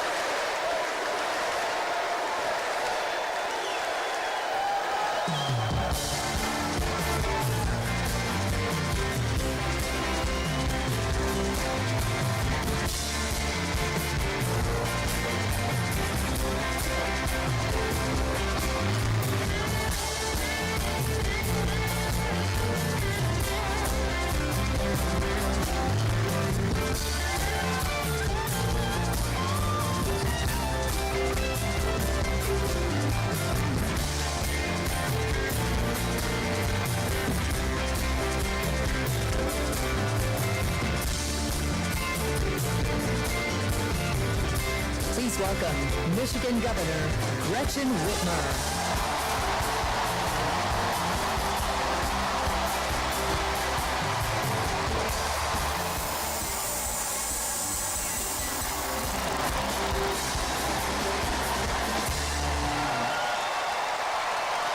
I'm Governor Gretchen Whitmer.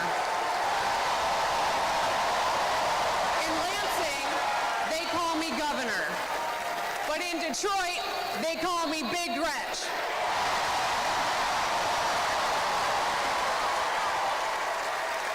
Donald Trump called me that woman from Michigan as an insult. Being a woman from Michigan is a badge of honor.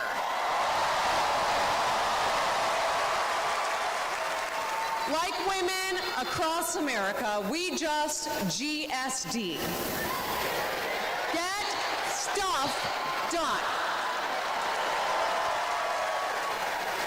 At 29, I joined the sandwich generation.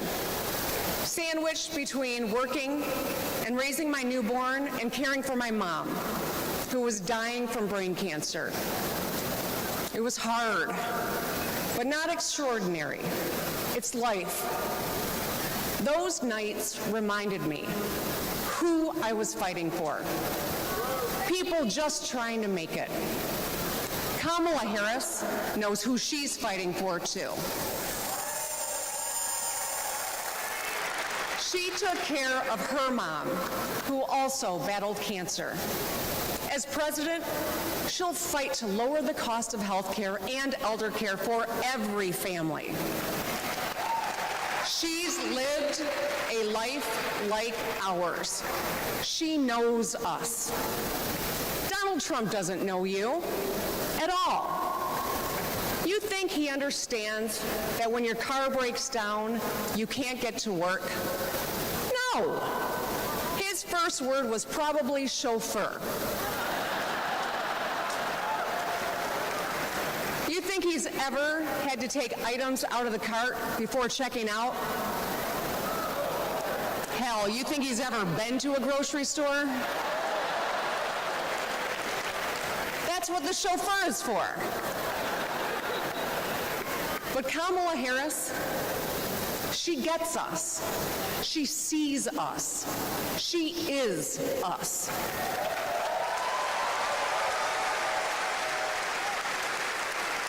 Look, we've all lived through a lot of history over the past few years. Floods and fires, an attempted coup, a plot, and a pandemic. It's exhausting. We don't know what the next 4 years will bring. But what we do know is this. Through it all, your life won't stop. You're going to have to get to work, pick up the kids, and pay your bills. And then one day, when you're just trying to get everyone out the door, a news alert goes off. Something happened. Something hit the fan. You'll ask, is my family going to be okay? And then you'll ask, who the hell is in charge? What if it's him? What if it's that man from Mar-a-Lago?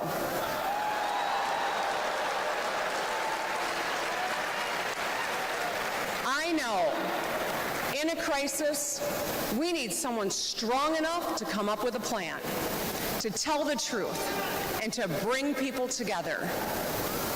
Right now, before the crisis, is when we get to choose. Why wouldn't we choose the leader who's tough, tested, and a total badass?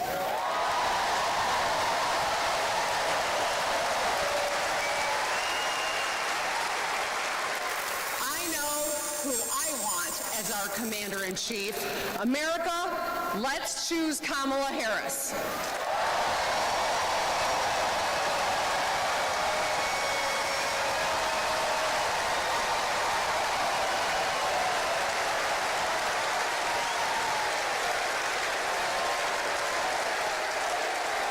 Please welcome actress, director, and philanthropist, Eva Longoria.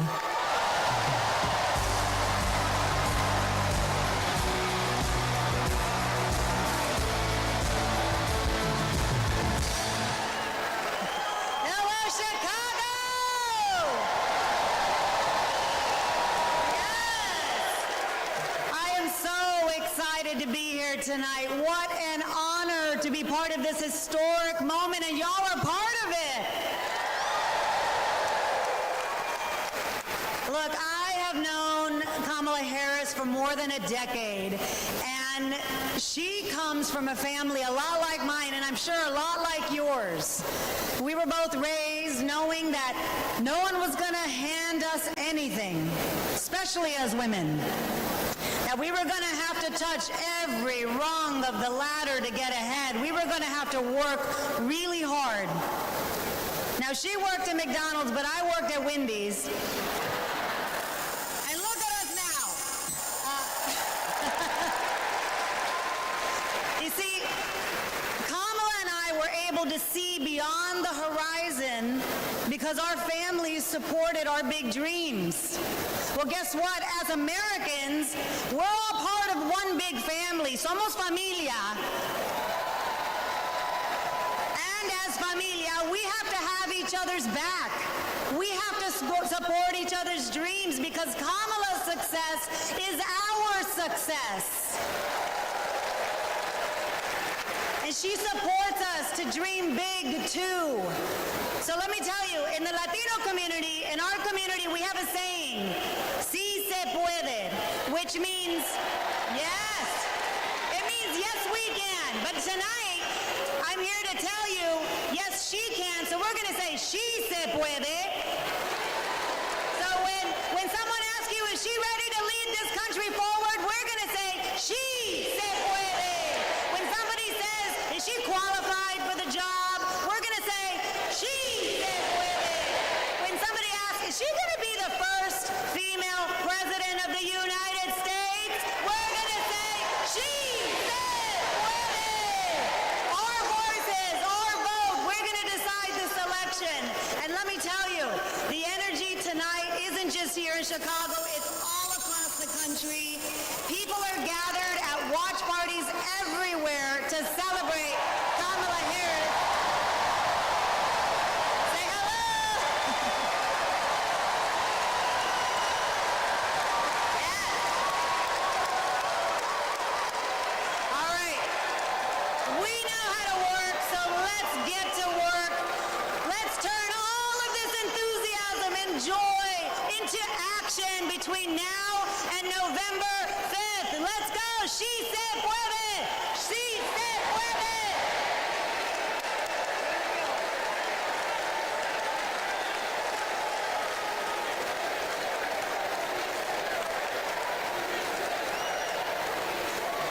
Please welcome former Illinois Republican Representative Adam Kinzinger.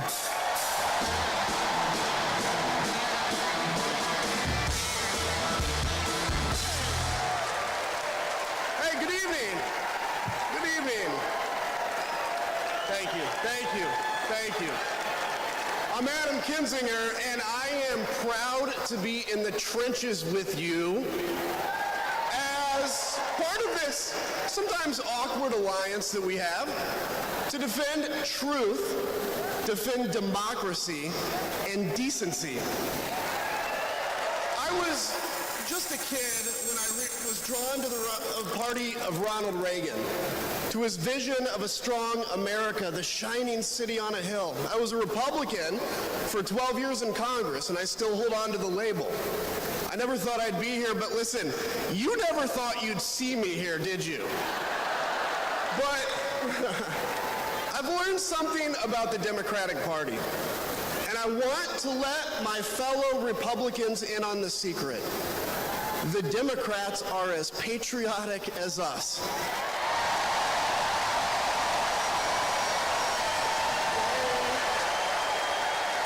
They love this country just as much as we do.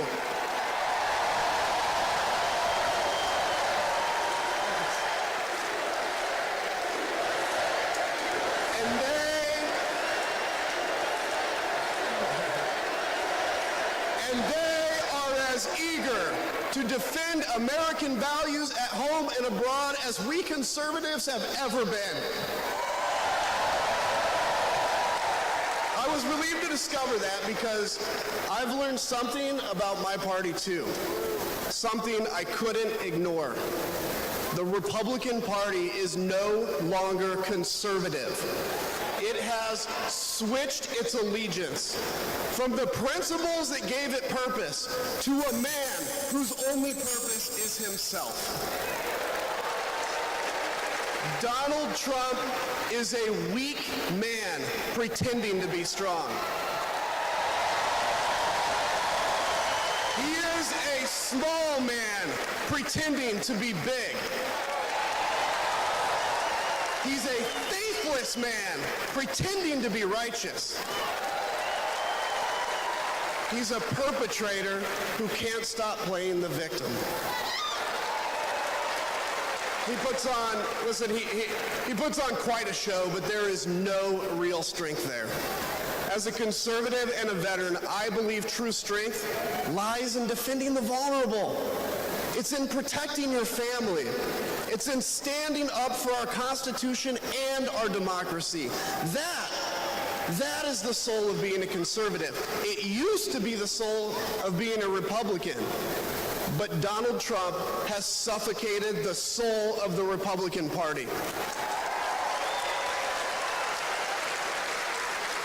His fundamental weakness has coursed through my party like an illness, sapping our strength, softening our spine, whipping us into a fever that has untethered us from our values. Our democracy was frayed by the events of January 6th, as Donald Trump's deceit and dishonor led to a siege on the United States Capitol. That day, I stood witness to a profound sorrow, the desecration of our sacred tradition of peaceful transition of power, tarnished by a man too fragile, too vain, and too weak to accept defeat.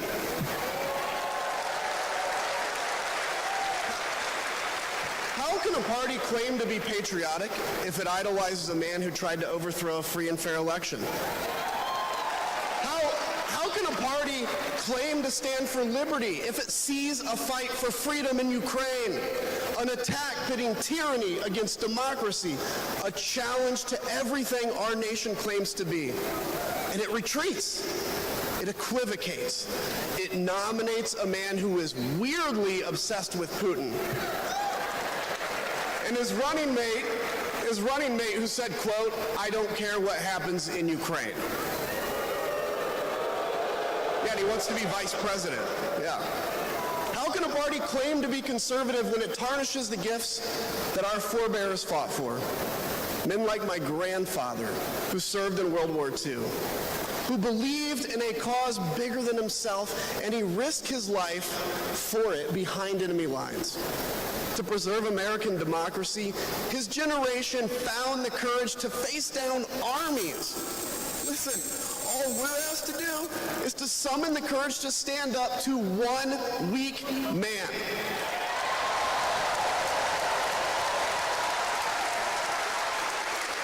Some have questioned why I've taken the stand I have. The answer is really simple, ladies and gentlemen. We must put country first.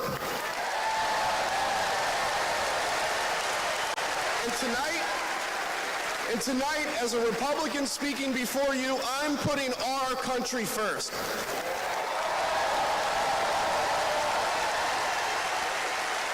Because the fact is, I do belong here. I know Kamala Harris shares my allegiance to the rule of law, the Constitution, and democracy. And she is dedicated to upholding all three in service to our country. Whatever policies we disagree on pale in comparison with those fundamental matters of principle, of decency, and of fidelity to this nation.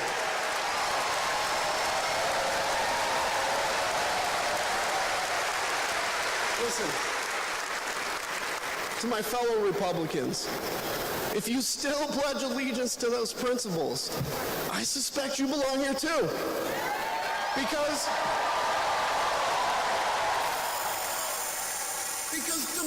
Democracy knows no party. It's a living, breathing ideal that defines us as a nation. It's the bedrock that separates us from tyranny, and when that foundation is fractured, we must all stand together, united, to strengthen it.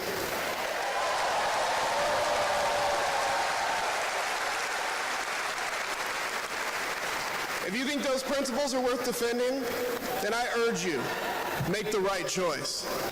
Vote for our bedrock values and vote for Kamala Harris. God bless you.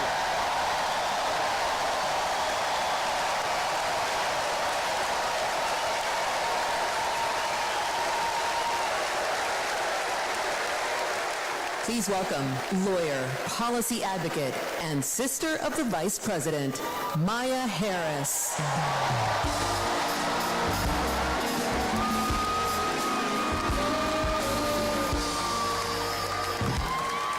Hello, Chicago. In 1958, a 19-year-old from India left the only country she'd ever known to chart her own path in America. She came here to pursue an education, but she stayed here to build a life. Her name was Dr. Shamala Gopalan Harris.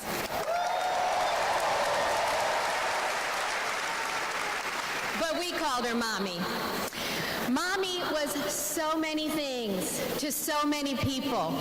A civil rights activist, a scientist, a devoted mother to her two little girls. But most of all, Mommy was a trailblazer who defied the odds and defined herself. And when it came to Kamala and me, Mommy had great expectations for us, but she had even greater expectations of us. She raised us to believe that we could be and do anything. And we believed her. You see, Mommy understood the power and the possibility that come with knowing and showing who you truly are. She knew we could be the authors of our own stories, just as she'd been the author of her own.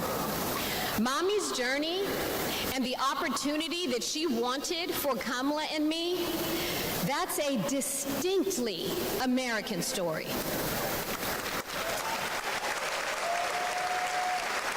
We may all have different histories, different struggles, or different perspectives, but what binds us together is the fervent desire to be free, to fulfill our God-given potential.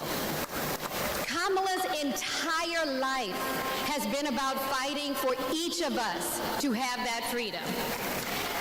And like so many Americans, Kamala knows what it's like to be underestimated and be counted out. She knows what it's like to be the underdog and yet still beat the odds. And now, she has created so much electricity, so much optimism, so much joy throughout the nation, and it is why we need her leadership in this historic moment.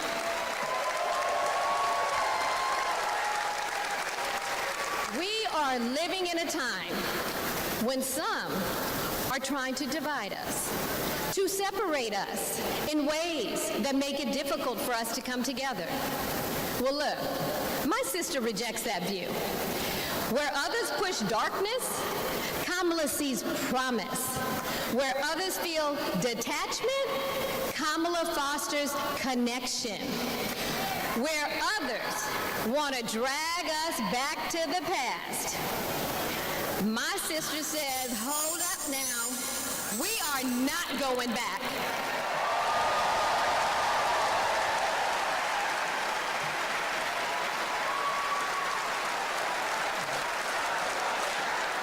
Because Kamala understands We have so much more in common than what separates us.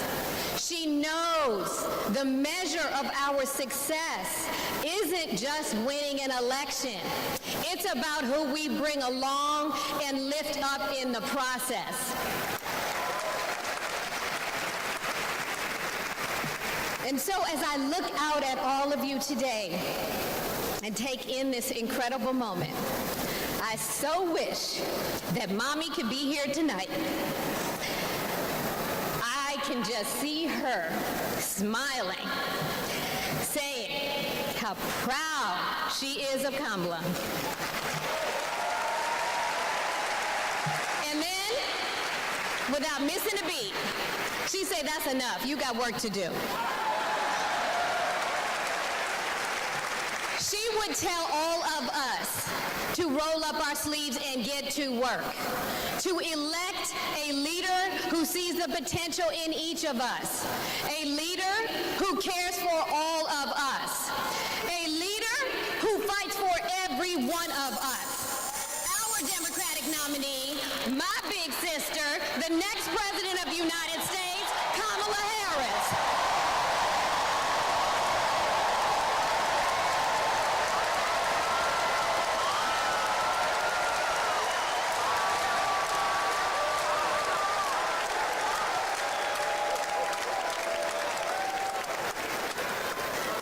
Please welcome North Carolina Governor Roy Cooper.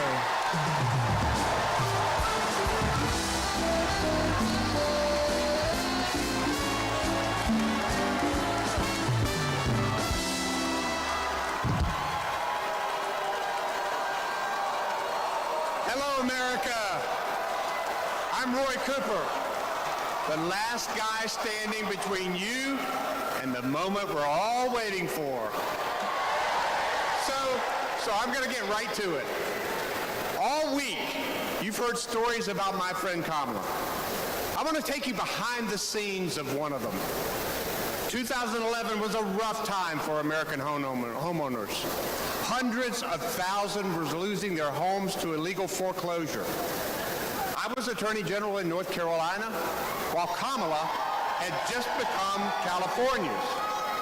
All the AGs were close to a settlement with the big banks, and it was a pretty good deal. Would have meant $4 billion for California families who'd been